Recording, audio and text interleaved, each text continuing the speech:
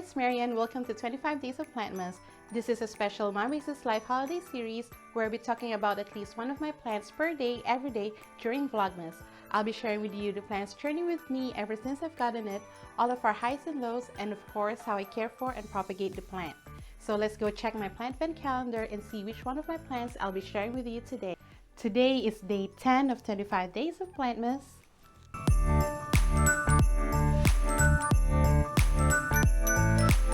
And our plantmas of the day is my golden pothos.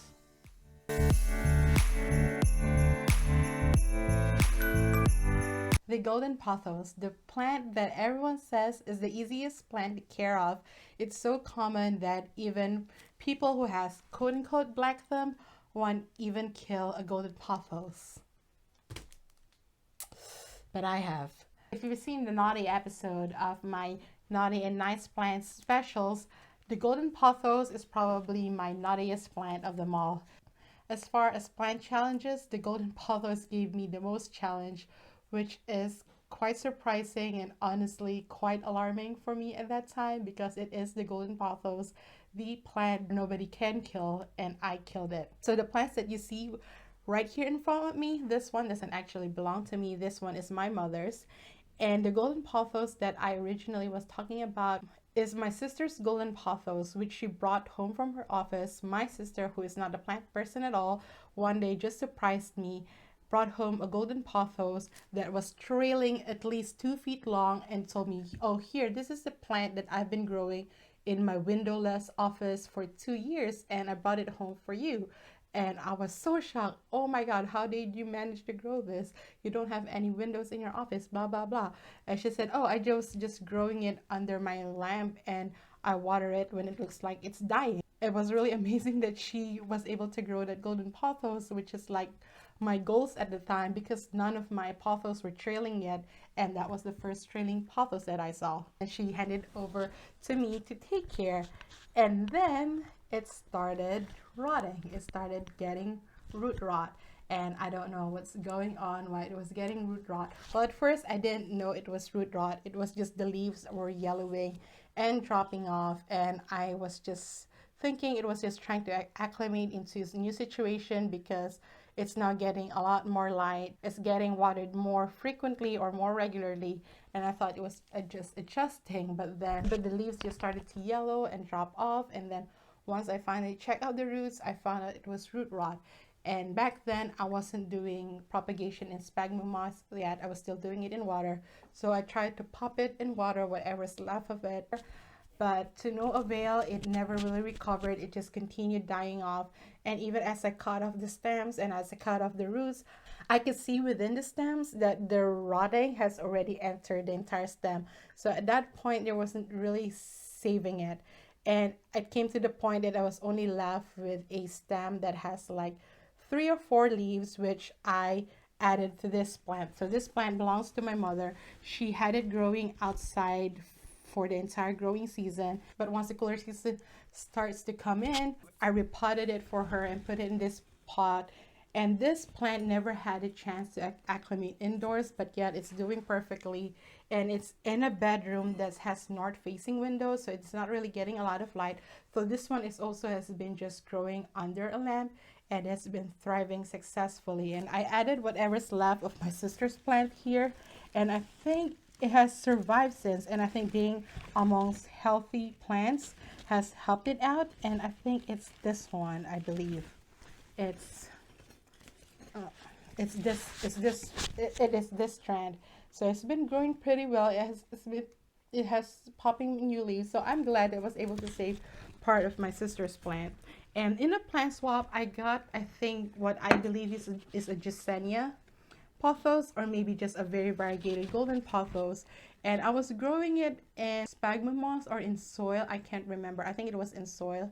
And I transferred it here, but then the leaves has dropped off since, but the stem is still doing pretty good. So I'm hoping that this stem survives and produce a leaf in the future because it might have gone into dormancy.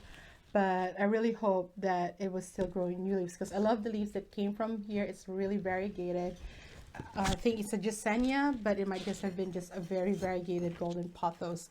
So, and this one is a golden pothos that I got from a plant swap. So this one has been thriving, which thank God. This plant is my redemption because as you can see, there are several leaves growing from it. When I first got it, it has only 3 leaves from the plant swap, and now it's thriving. And actually, I think I still have stems from my sister's plant. It had nodes, so I just poked it into the soil in hopes that it will grow, and I can see that there are like, for a couple of them, leaves are popping out. So I'm really hope that leaves will come out of those stems with nodes that I just push into the soil, and so that this will become a more fuller plant. But yeah, so this golden pothos was my redemption from my failure and for me killing my sister's plant. I hope this one like grows and thrives and really produce a lot of leaves and really trail, because like look at this one, it has a new leaf coming out, and this produced like such a massive leaf from the small leaves it originally has. So I think it's really happy,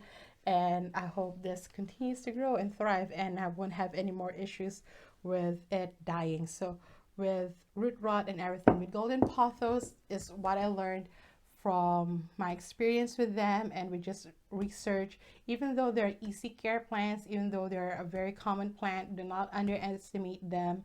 They still need proper attention and care, and as far as keeping them in any medium, and they don't take too well with overwatering. So like with any other pothos, make sure the soil dries completely before watering them. I don't wait for the leaves to droop. I don't think it has shown me any signs of that when it needs water. I just wait for the soil to completely dry out before I water it. And when I do water it, I don't put a lot of water in it.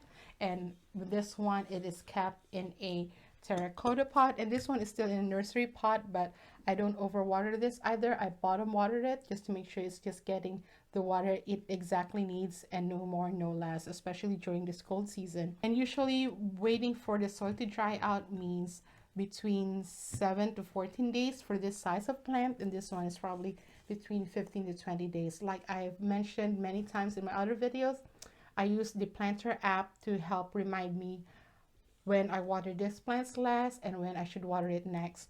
And I still check the soil every time I water them to make sure that they actually do need water. As far as fertilization, I haven't fertilized either this one. The only fertilization that they have gotten is from their soil mixture, and I put earthworm castings in my soil mixture. So these are my golden pothos, my naughty plants that turned into nice plants. That's our Plantmas story of the day. I hope you enjoyed it. Please be sure to tune in tomorrow for the next installment of 25 Days of Plantmas.